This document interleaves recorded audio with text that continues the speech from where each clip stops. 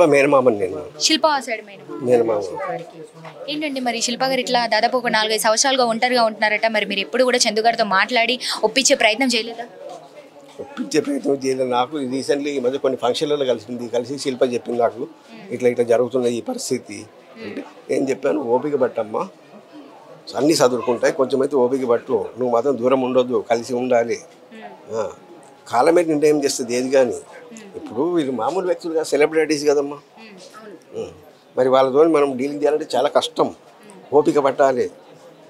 నువ్వు కూడా ఒకప్పుడు ఫీల్డ్లో ఉన్నావు. శిల్ప గారు కూడా ఫీల్డ్లో ఏం చేసేవారు?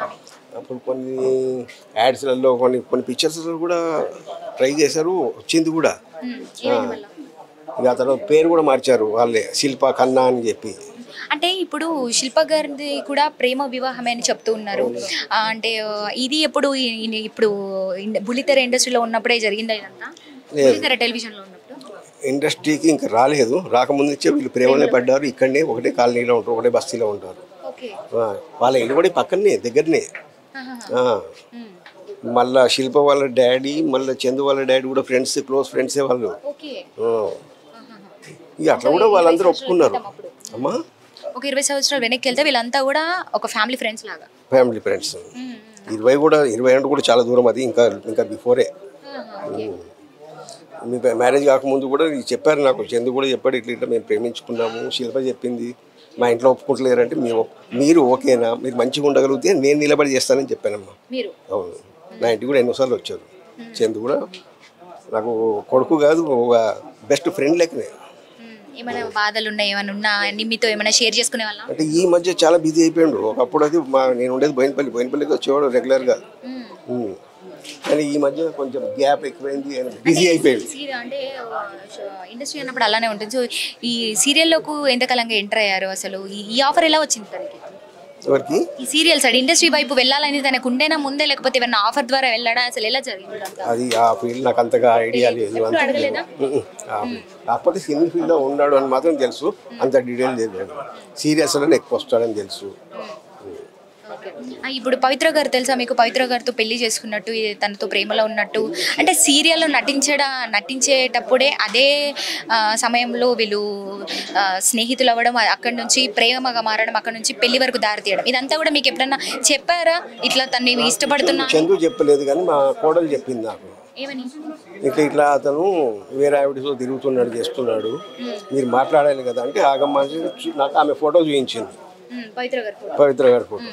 ఏందమ్మా ఇంత పెద్దగా ఉంది, నువ్వు టెన్షన్ పడొద్దు, ఆమె చాలా పెద్దగా ఉంది అంటే ఆమెకు 22 ఏళ్ళ కొడుకు ఉన్నాడు అంటే ఆమె ఏజ్ పెద్ద ఆవిడ, నువ్వు టెన్షన్ పడకు, సర్దుకోవాలి, కాలం నిర్ణయం చేస్తుంది ఏది కానీ, మనం తొందరపడితే కుదరదు.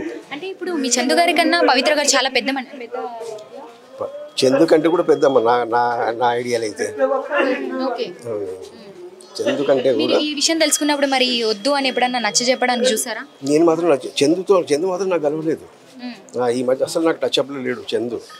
మా కోడలే మాట్లాడుతూ ఉంటుంది.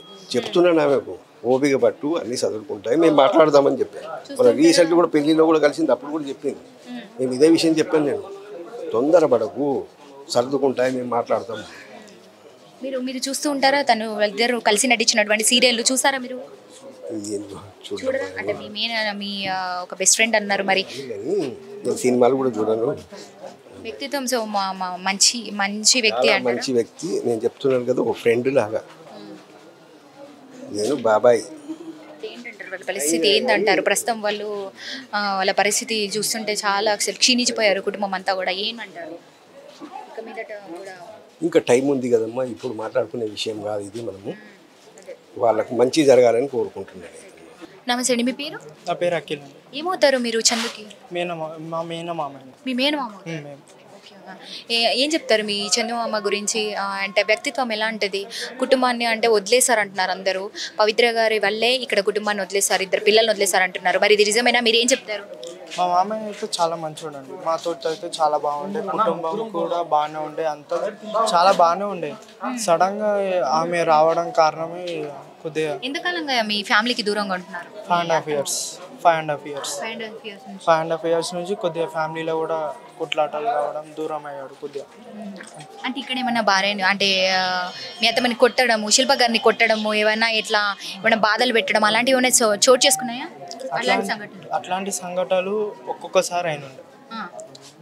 అట్లాంటి సంఘటనలు ఒక్కొక్కసారి అయినుండే అప్పుడప్పుడు అంతే. ఓకే. సో ఇంతకాలంగా దూరం ఉంటున్నప్పుడు మరి ఎప్పుడు కుటుంబాల్లో ఒక అంటే వాళ్ళని కలపడానికి చూడలేదు, ఎప్పుడు మాట్లాడడానికి? చాలా ట్రై చేసాం, అయినా కన్విన్స్ కాలేడు. చాలా ఏమన్నాడు అట్లా కలిసి ఉండండి అని చెప్పినప్పుడు ఏమన్నారు? అతను కలిసి ఉండేటప్పుడు నేను అక్కడనే ఉంటాను, షూటింగ్స్ దగ్గర అయితే నాకు మణికొండలు ఉంటాను చేస్తా అని చెప్పి ఉండే అక్కడనే. ఇక్కడ తక్కువ రావడం 5.5 years నుంచి రాలేడు. అంటే దాదాపు సంవత్సరంలో ఎన్నిసార్లు వచ్చేవాళ్ళు ఇక్కడికి? సంవత్సరంలో వస్తుంది 10-12 times అప్పుడప్పుడు వచ్చి వెళ్తాడు అంతే. అంటే నెలకు చొప్పున వేసుకున్నా కూడా అట్లా ఎప్పుడో ఒకసారి వచ్చి పిల్లల్ని చూసుకునే వాళ్ళ మంచిగా. మరి పిల్లలకి మరి తండ్రి కావాలి మరి అట్లా ఎప్పుడు అడగలేదా? పిల్లల్ని ఎలా చూసుకునే వాళ్ళు? పిల్లల విషయం అయితే చాలా బాగానే చూసుకున్నాను. ఇక అతను ఆమె పరిచయం అయిన నుంచి కొద్దిగా దూరం అయిపోయింది ఫ్యామిలీకి అంతే. సో ఇప్పుడు ఆమె పోస్టులు చూసారా ఇన్స్టాలో, ఆమె కోసమే నేను వచ్చేస్తున్నాను నీ దగ్గరికి, ఒక 2 రోజులు ఓపిక పట్టు, జిమ్ మాస్టర్ పిలుస్తున్నాను అంటూ కూడా కొన్ని పోస్టులు పెట్టడం జరిగింది. అదేవిధంగా మేము ఆమెకి బ్రెయిన్ హ్యూమర్ ఉన్నట్టు కూడా తనే చెప్పడం జరిగింది కొన్ని సందర్భాల్లో. నేను బ్రెయిన్ హ్యూమర్ ఉంది, కొన్ని రోజుల్లో చనిపోతాను, మరణానికి దగ్గర అవుతున్నాను అంటూ కూడా కొన్ని సందర్భాలు చెప్పారు. తెలుసా మీకు ఇది? తెలుసండి. ఇది అతను కావాలనే చేసి ఉండొచ్చు. అది బర్త్డే రోజు ప్లాన్ చేసుకున్నాడు. ఆల్రెడీ 16th ఆల్రెడీ ఒకసారి అన్నాడు, నేను వెళ్ళిపోతున్నాం, పిల్లలు జాగ్రత్త ఉండాలి, మీరు అందరూ మాతోటి మా తాతయ్య వాళ్ళతో అన్నాడు. వచ్చాడు, ఇక్కడ వచ్చాడు, మాట్లాడాడు. చనిపోయే ముందే ఒకసారి మీ ఫ్యామిలీని అందరినీ కలిసాడు. 16th రోజు మీటింగ్ అయినుండే పెద్దల సమక్షంలో. అయితే అయ్యింది మీటింగ్. అయితే చెప్పాడు, ఇట్లా చెప్తే అలా నేను చెయ్యను అన్నాడు. అయితే దాని నెక్స్ట్ డే ఈరోజే చేసేసాను. దాని నెక్స్ట్ డే చేసాను. అనుకున్నారా మరి ఇట్లా పోస్ట్ పెట్టినప్పుడు నిజంగానే ఈ పని చేస్తారు, చనిపోతారు అని అనుకున్నారు? ఊహించారు ఎవరన్నా? ఊహించలే అసలు. అంత పిరికివాడు.